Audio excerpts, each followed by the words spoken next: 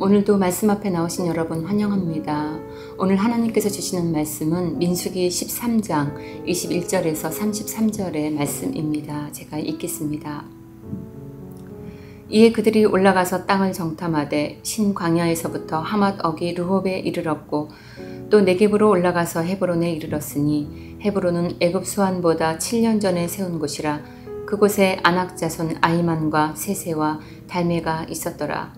또 에스겔 골짜기에 이르러 거기서 포도송이가 달린 가지를 베어 둘이 막대기에 꿰어매고 또 석류와 무화과를 따니라.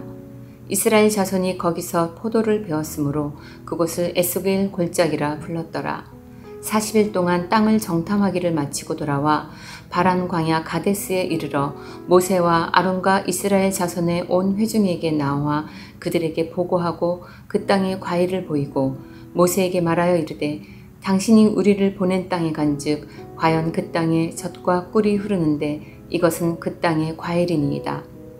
그러나 그 땅 거주민은 강하고 성읍은 견고하고 심히 클 뿐 아니라 거기서 아낙 자손을 보았으며 아말렉인은 남방 땅에 거주하고 헤딘과 여부스인과 아모리인은 산지에 거주하고 가나안인은 해변과 요단가에 거주하더이다. 갈렙이 모세 앞에서 백성을 조용하게 하고 이르되 우리가 곧 올라가서 그 땅을 취하자 능히 이기리라 하나 그와 함께 올라갔던 사람들은 이르되 우리는 능히 올라가서 그 백성을 치지 못하리라. 그들은 우리보다 강하니라 하고 이스라엘 자손 앞에서 그 정탐한 땅을 악평하여 이르되 우리가 두루다니며 정탐한 땅은 그 거주민을 삼키는 땅이요 거기서 본 모든 백성은 신장이 장대한 자들이며 거기서 네피림 후손인 아낙 자손의 거인들을 보았나니 우리는 스스로 보기에도 메뚜기 같으니 그들이 보기에도 그와 같았을 것이니라. 아멘. 갈등을 좋아할 사람은 없겠지만 저는 평화주의자의 성격 성향이 강한 사람입니다. 경쟁을 해야 하거나 무엇을 남과 겨루어야 하는 상황을 싫어합니다. 갈등의 상황을 아주 힘들어해서 내 평화를 유지하기 위해 갈등을 회피해버리곤 하지요. 그런데 성경에는 전쟁 이야기가 참 많습니다. 간신히 신약으로 건너오면 이번엔 믿음의 경주를 하라고 합니다. 평화주의자인 저는 성경에서 전쟁 이야기가 나오거나 도전하라고 하면 좀 불편해져 버립니다. 그런데 제가 뭘 착각하고 있다는 것을 알았습니다. 저는 제가 싸워서 이겨야 하는 줄 알았습니다. 그게 아니었죠. 주님이 이미 승리하셨습니다. 우리 인생은 예수님 안에서 이미 승리로 결정되어 있습니다. 예수님께서 이겨놓으신 승리가 과연 그러한지 자기 인생에서 직접 맛보고 경험하면서 사는 것, 그것을 도전하며 사는 인생이 신앙인의 삶입니다.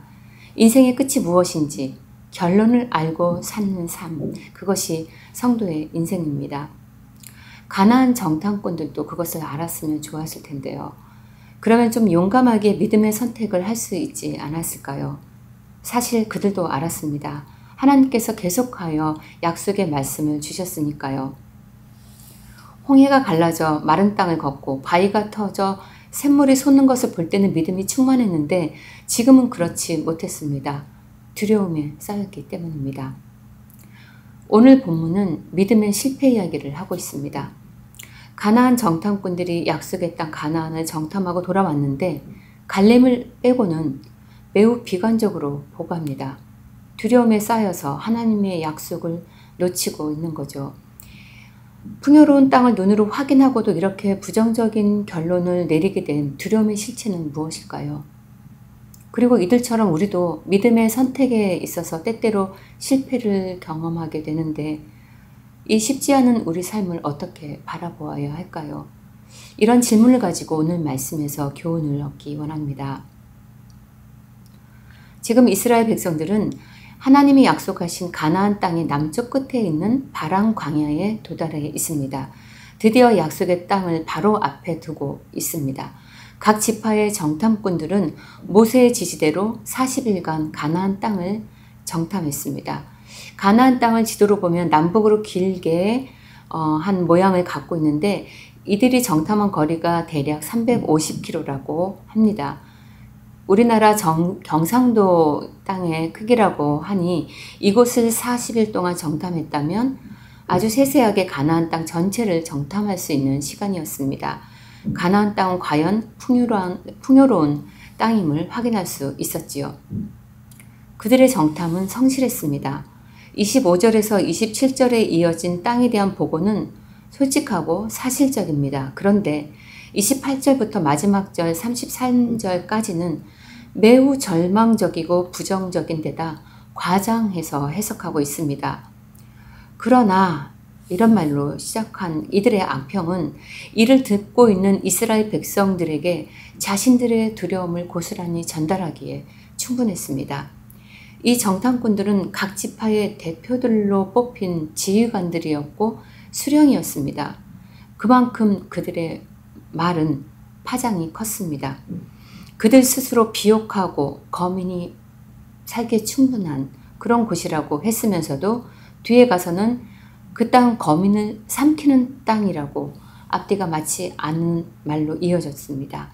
뒤이어 31절에는 우리는 능히 올라가서 그 백성을 치지 못할 거라고 하고 곧바로 그들은 우리보다 강하니라 라는 말로 선언하고는 자기들은 메뚜기 같은 존재라는 그런 비관적인 결론을 맺고 있습니다.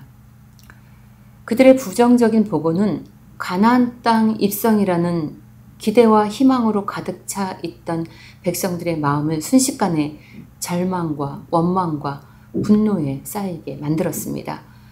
갈렙이 하나님이 주신 약속을 내가 눈으로 보았다고 아무리 외치고 백성을 말려보았지만 이스라엘 공동체는 이미 두려움과 절망과 비통에 빠지고 말았습니다. 본문이 우리에게 주는 교훈은 무엇일까요? 세 가지로 정리해 보았습니다. 첫째는 우리의 정체성은 우리가 하는 말에서 드러난다고 하는 것입니다. 열 정탐꾼의 첫 마디는 그들의 정체성을 말해주고 있습니다. 그들이 하나님의 약속을 붙들지 못한 사람이라는 것이 드러났습니다. 27절에서 정탐꾼의 보고는 당신이 우리를 보낸 땅에 라는 말로 시작합니다. 가나안 땅을 약속하신 분이 누구입니까? 여호와 하나님이십니다. 어이없게도 이들은 당신 모세가 우리를 그 땅에 보냈다고 말하고 있습니다. 여호와께서 보내셨다는 언급도 없고 하나님에 대한 신뢰나 그런 인식을 찾아볼 수 없습니다. 우리 삶의 근원과 시작은 누구십니까? 예수 그리스도이십니다. 우리 삶의 근원과 목적 되신 예수님이 우리 입에서 고백되어 나타나기를 축복합니다. 두 번째, 하나님은 우리의 믿음을 격려하고 계시다는 사실입니다. 그러니 막연하고 불안한 현실일지라도 그분을 발견하십시오. 22절에 이들이 정탐 과정에서 헤브론에 이르렀다고 성경이 언급하고 있는 것을 눈여겨보세요. 헤브론은 우리 귀에도 익숙한 지명이지요. 이스라엘 민족에게 역사적으로 아주 중요한 의미가 있는 곳입니다. 아브라함이 벌써 값을 치르고 산 땅이라고 창세기 13장은 말하고 있습니다. 이스라엘이 합법적으로 소유권을 주장할 수 있는 땅인 것입니다. 그리고 이곳은 자신들의 선조인 이스라엘의 모든 족장이 매장된 곳입니다. 이곳은 나중에는 유다 지파의 수도이기도 했고요. 다윗이 이스라엘 왕으로 등극하기 전에 7년 동안 다스린 곳입니다. 정탐꾼이 이곳 헤브론에 이르렀을 때 조상 아브라함에게와 그들 민족에게 주신 하나님의 약속을 상기하지 않았을까요? 하나님은 헤브론을 통해 당신이 하신 약속을 정탐꾼들이 눈으로 선명히 보기를 원하셨을 것입니다. 현실에 매몰되어 두려움이 커져갈 때 하나님은 사랑하는 자기 백성에게 힘껏 손을 흔들어 하나님이 여기 계시고 우리를 지킬 분이라는 것을 보여주십니다. 이 사인을 놓치지 마시고 발견하십시오. 셋째로 우리는 결론을 알고 인생을 사는 사람들이라는 사실입니다. 그러니 용기를 내십시오.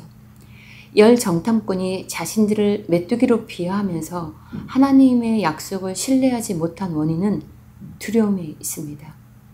두려움이 향하고 있는 것은 무엇입니까? 죽음입니다. 두려움의 종국은 죽음입니다. 우리는 광야 이야기의 결말을 알고 있죠. 비록 광야 1세대는 그들의 말대로 약속의 땅에 입성하지 못하지만 하나님은 당신의 약속을 이루셨습니다. 정탐꾼들은 몰랐지만 아브라함 때로부터 시작하여 하나님이 당신의 약속을 어떻게 이루어 가고 계신지 우리는 그 긴 역사적 시간을 통으로 알고 있습니다. 우리 인생을 보시는 하나님의 눈도 그렇습니다. 우리는 내일 무슨 일이 있을는지 알지 못하지만 예수 그리스도를 통해 인생의 결론을 미리 알고 있습니다. 두려움의 실체인 죽음, 사망의 권세를 예수님이 이미 이기셨습니다. 승리, 약속의 성취, 그것이 우리 인생에 이미 결정되어진 결론입니다. 수치와 오해와 비난과 모욕과 배신을 예수님이 이미 다 겪으셨고 모든 질고를 겪으셨고 우리를 편들어 주시고 승리의 카드를 이미 우리 손에 쥐어주셨습니다. 그러니 조금만 용기를 내십시오. 하지만 두려움의 문제는 간단하진 않습니다. 바로 얼마 전 2주 전입니다. 아는 선생님에게서 다급한 기도 요청이 들어왔습니다. 카톡으로 막 들어왔습니다. 6살 된 막내 아들이 길에서 심한 경련을 일으키며 쓰러졌는데 20분이 넘게 멈추지 않고 있다고 했습니다. 원인도 모른 채 엄마는 얼마나 무서웠을까요? 엄마가 너무 놀라고 당황하면 아이가 더 힘들어할까 봐 꾹 참았다가 나중에 엉엉 울었다고 했습니다. 두려움의 문제는 간단하지 않습니다. 우리는 불안하고 위축됩니다. 그리고 우리는 자주 실패하고 맙니다. 어찌 보면 크고 작은 실패를 반복하고 사는 것이 우리 인생이 아닌가 하는 생각까지 듭니다. 원망하고 분노하다가 때론 제가 다 망쳐놓은 거 아닌가라는 생각까지 듭니다. 그것이 우리입니다. 하지만 기억하십시오. 실패가 우리의 결론이 아닙니다. 우리의 결론은 예수님이 승리로 결정지어 놓으셨습니다. 요한복음 16장 33절 말씀에 세상에서는 너희가 환난을 당하라. 담대하라. 내가 세상을 이겼노라. 우리는 결론을 아는 인생을 삽니다. 주님은 우리가 실패했느냐 성공했느냐 하는 행위보다 관계를 원하십니다. 그러니 조금만 용기를 내십시오. 주님이 우리를 격려하고 계십니다. 기도하시겠습니다. 하나님, 저희에게 용기를 주옵소서. 불안하여 두리번거리며 위축되지 않고 하나님의 백성으로 굳건히 살아내도록 우리에게 믿음을 더하여 주옵소서. 예수님의 이름으로 기도합니다. 아멘. 오늘도 2가지 기도 제목으로 주님 앞에 나아가겠습니다. 첫째, 약속의 말씀을 신실하게 이루어 가시며 우리를 격려하시는 주님께 믿음으로 반응하는 성도 되게 하옵소서. 둘째, 우리의 약속 되시며 승리 주신 예수 그리스도를 담대히 세상에 전하는 기쁨이 되는 교회 되게 하옵소서. 기도하시겠습니다.